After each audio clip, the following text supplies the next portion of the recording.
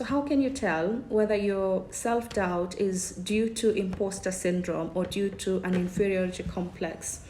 With imposter syndrome, it's usually short-lived, whereas with inferiority complex, it's usually chronic, meaning it's there for a longer period of time.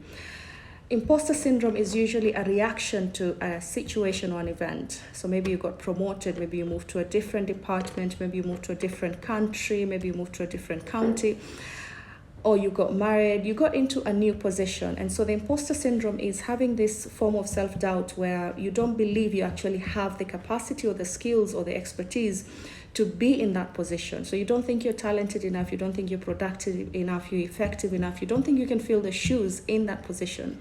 And so you're constantly looking over your shoulder to see if other people can see what you see.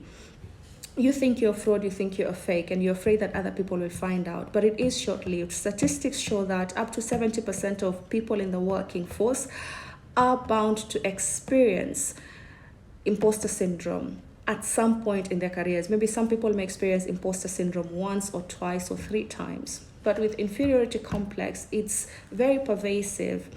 Every area of their life is usually affected. So they don't think they're beautiful enough. They don't think they're smart enough. They don't think they're talented enough. They don't think, and this goes on in different contexts in their life.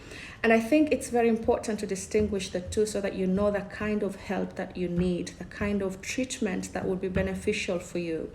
Do you have imposter syndrome, which is usually very short-lived and a reaction to a situation or an event? Or do you have inferiority complex that is usually associated with many other mental illnesses such as depression, anxiety? It's usually associated with avoidant personality disorder.